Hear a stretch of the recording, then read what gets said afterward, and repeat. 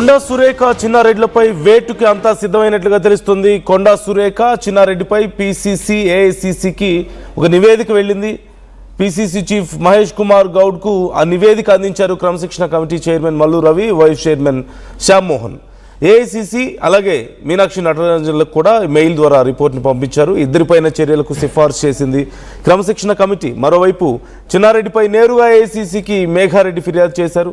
మేఘారెడ్డి ఫిర్యాదుని సీరియస్గా తీసుకుంది హైకమాండ్. ఏ క్షణమైనా కొండా సురేఖ చిన్నారెడ్డిలపై చర్యలు తీసుకునే ఛాన్స్ ఉన్నట్లుగా తెలిసింది.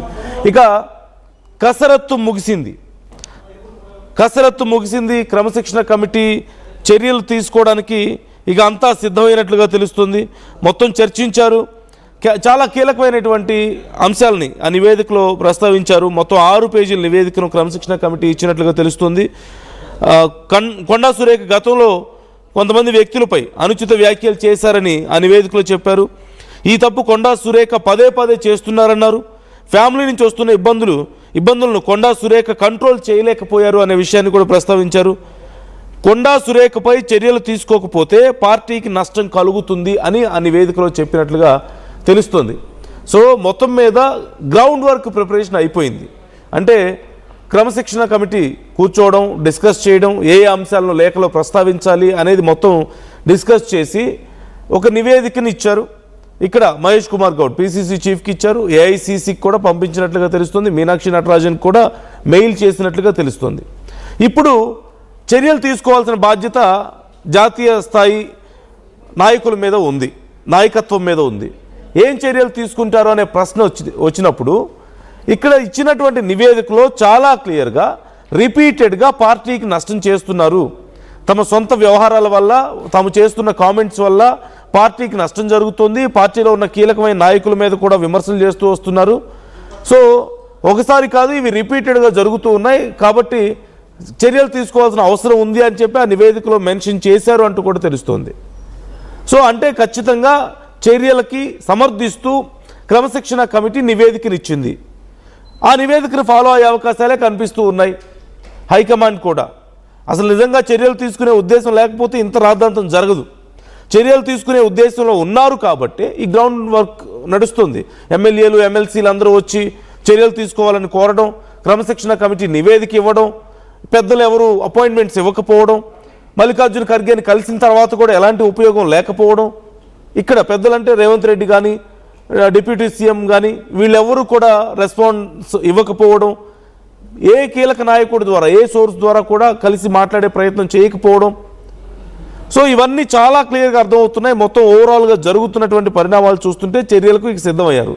ఏం చర్యలు తీసుకోబోతున్నారు అనేది వచ్చినప్పుడు ఇప్పుడున్న పరిస్థితుల్లో మంత్రి పదవి ఉంది కాబట్టి మంత్రి పదవి మీద వెయిట్ పడే అవకాశాలే కనిపెడుతున్నాయి.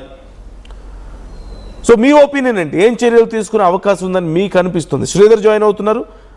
వ్యూవర్స్ మీరు కూడా మీ అభిప్రాయాలను కామెంట్ చేయొచ్చు, మాతో షేర్ చేసుకోవచ్చు. శ్రీధర్ మా ప్రతినిధి మనతో అందుబాటులో ఉన్నారు. శ్రీధర్, ఇక నివేదిక వచ్చేసింది, చర్యలు తీసుకోవడమే తరువాయి, అంతేనా? ప్రస్తుతం ఖచ్చితంగా చర్యలు తీసుకోవడమే తరువాయి అన్న విధంగా కూడా ఆ రిపోర్ట్లో కూడా అటు క్రమశిక్షణ కమిటీ పేర్కొన్నట్టు కూడా చాలా క్లియర్ కట్గా అర్థమవుతుంది. 6 పేజీల లేఖతో కూడా క్రమశిక్షణ కమిటీ కూడా అటు కొండా సుస్మిత చేసినటువంటి వ్యాఖ్యల్ని పూర్తి స్థాయిలో పరిశీలించి ఆమె మాట్లాడినటువంటి మాటల్ని, వీడియో ఫుటేజ్ అందరినీ చెక్ చేసి గతంలో చేసినటువంటి ఆరోపణలు కానీ వాటన్నిటికీ సంబంధించినటువంటి రిపోర్టును కూడా తయారు చేసి అటు పీసీసీకి ఇచ్చింది. మరొక పక్క పీసీసీకి, ఏఐసీసీకి కూడా ఈరోజు రిపోర్ట్ ఇస్తుందని ముందస్తు కూడా ఆర్టీవీలో కూడా చెప్పాము. అందులో అదే జరిగింది. ఇక ప్రజెంట్ మాన్యువల్గా పీసీసీకి ఇచ్చినప్పటికీ అటు మెయిల్ ద్వారా కూడా అటు ఏఐసీసీ ఇన్ఛార్జ్కి, ఏఐసీసీ నేతలకు కూడా పంపించినట్టు తెలుస్తుంది. ఇలా క్లియర్ కట్గా, ఎందుకంటే కొండా సురేఖ తన కుటుంబ సభ్యులు పదే అటు పార్టీలో కానీ ప్రభుత్వంలో కీలకంగా ఉన్న వ్యక్తులను కూడా టార్గెట్ చేస్తూ మాట్లాడడం ఇది కొత్త కాదు, పదే రిపీట్ చేస్తున్నారు. అయినప్పటికీ కూడా కొండా సురేఖ వారి కుటుంబ సభ్యులను కూడా అదుపు చేయలేకపోతున్నారు. కాబట్టి కొండా సురేఖ మీద చర్యలు తీసుకోవాలి, లేకపోతే పార్టీకి ఇవి నష్టం చేకూరుస్తాయి అనే విధంగా కూడా రిపోర్ట్లు ఉన్నట్టు సమాచారం. కేవలం ఇందులో కొండా సురేఖకు సంబంధించిన అంశాన్ని తీసుకుంటే మాత్రం మళ్ళీ అటు కాంగ్రెస్ పార్టీ పైన ఇటు ఉన్నటువంటి రాష్ట్ర ప్రభుత్వం మీద విమర్శలు వచ్చాయి కాబట్టి చిన్నారెడ్డి మీద సైతం కూడా ఒకవైపు కూడా చర్యలు తీసుకోవాలి. ఆయన సైతం కూడా ఇటు కొండా సురేఖ అంశంలో కొండా సుస్మిత ఆమె కుమార్తె చేసినప్పటికీ చిన్నారెడ్డి నేరుగా ఆయన కూడా ముఖ్యమంత్రి మీద చేశారు. ఆయన మంత్రి హోదాను కూడా అనుభవిస్తున్నారు ఆయనకు సంబంధించి కాబట్టి ఆయన సైతం కూడా అటువంటి ముఖ్యమైనటువంటి పదవిలో ఉండి అటు ప్రభుత్వంలో ఆయన ప్రభుత్వంలో కూడా ఆయన కూడా కొంత భాగంలో ఉన్నాడు కాబట్టి ఆయనకు సంబంధించి మరి ఈ విధంగా మాట్లాడడం కూడా సరికాదని చెప్పి ఆ రిపోర్ట్లో పేర్కొన్నారు. కాబట్టి ఆ ఇద్దరి నేతలు ఎందుకంటే ప్రస్తుత పరిస్థితుల్లో ఇద్దరు కూడా ఒకే వ్యక్తి, అది కూడా ముఖ్యమంత్రి మీద, అది కూడా ప్రభుత్వాన్ని నడిపించే నాయకుని మీద, సభ అధ్యక్షుడి మీద మాట్లాడారు కాబట్టి ఆ వ్యక్తికి సంబంధించి చర్యలు తీసుకోకుంటే ఖచ్చితంగా పార్టీకి అవి నష్టం చేకూరుతాయి. వీరిని చూసి మరికొంతమంది సైతం కూడా ఈ విధంగానే మాట్లాడేటువంటి ఛాన్స్ ఉంటుందని చెప్పి ఆ రిపోర్ట్లో కూడా పేర్కొన్నట్టు సమాచారం. ముఖ్యంగా నన్ను ఇందులో కొండా సురేఖ అంశం ఎందుకంటే క్యాబినెట్ మినిస్టర్గా ఉంది. గతంలో అటు సమంత ఇష్యూకి సంబంధించినప్పుడు చేసినప్పుడు కానీ ఇతర ఇష్యూలకు సంబంధించి అటు రేవంత్ రెడ్డి మీద చేసినటువంటి కామెంట్స్ కానివ్వండి, కొన్ని అనవసరమైనటువంటి కామెంట్లు ఏవైతే ఉన్నాయో చేయడం, గతంలోనే కాంగ్రెస్ పార్టీ మీద అటు రాష్ట్ర ప్రభుత్వం మీద విమర్శలు వచ్చాయి. కాంగ్రెస్కు కొంత సెగ కూడా దాని ద్వారా పుట్టాయి కాబట్టి ప్రస్తుత పరిస్థితుల్లో అటు ముఖ్యమంత్రి మీదనే దాడి చేస్తున్నారంటే ఖచ్చితంగా కూడా అటు ముఖ్యమంత్రి మీదనే మాటల తూటాలు పేలుతున్నాయంటే ఖచ్చితంగా దాన్ని పార్టీ ఉపేక్షించేది లేదు. ఇప్పటికే ఇక్కడ ఉన్నటువంటి ముఖ్య నేతల్ని కలిసేందుకు కూడా కొండా సురేఖ కుటుంబ సభ్యులు పట్టుబట్టారు. అయినప్పటికీ కూడా ఇక్కడ ఉన్నటువంటి నేతలు అపాయింట్మెంట్లు ఎవరు కూడా వాళ్లకు దొరక్కపోవడం, మరొకవైపు ఏఐసీసీ అధ్యక్షుని కలిసినప్పటికీ లాభం లేకపోలేదు, అక్కడనే తేల్చుకోవాలని చెప్పడం, మరొకవైపు ఈరోజు రిపోర్ట్ రావడం ఏదైతే ఉందో ఖచ్చితంగా వేటుకు కూడా రంగం సిద్ధమైంది. అది ఏ క్షణమైనా కావచ్చు. ఎందుకంటే వచ్చే నెల 7వ తేదీ నుంచి కూడా అసెంబ్లీ సమావేశాలు ప్రారంభమవుతాయి కాబట్టి అసెంబ్లీ సమావేశాల లోపే అటు కొండా సురేఖ మీద వేటు పడుతుంది. అది ఏ క్షణమైనా కావచ్చు అన్న చర్చ కూడా అటు కాంగ్రెస్ వర్గాల్లో పెద్ద ఎత్తున జోరు అందుకుంది. మరొక పక్క అటు కొండా సురేఖ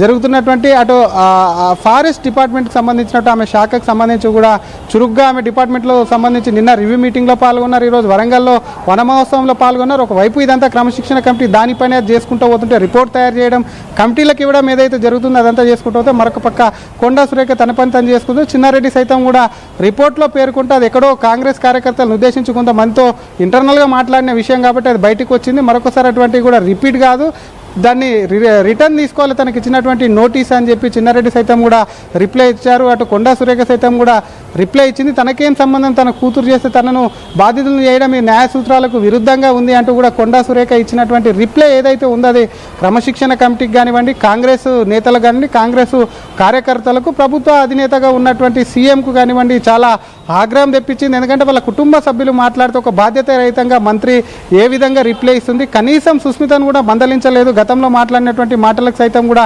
ఎక్కడ కూడా సుస్మిత కనీసం అటు ముఖ్యమంత్రికి సారీ చెప్పినప్పటికీ బాహాటంగా మళ్ళీ మాట్లాడడం ఏదైతే ఉందో దాన్ని తీవ్రంగా పరిగణించకపోవడం, తీవ్రంగా ఖండించకపోవడం ఏదైతే ఉందో అది ఖచ్చితంగా కావాలనే పదే చేస్తున్నారన్న అనుమానాలు సైతం కూడా అటు పార్టీలో ఉన్నటువంటి కానీ క్రమశిక్షణ కమిటీ కూడా దాన్ని గ్రహించిందన్న చర్చ కూడా మొదలైనటువంటి పరిస్థితి ఉన్నందు మరి ఎందుకంటే వేటు రిపోర్ట్ అయిపోయింది, రిపోర్ట్ ఇచ్చారు. మరి ఆ వేటుకు సంబంధించి పీసీసీ నుంచి మొన్న చూసాం జక్కిడి ప్రభాకర్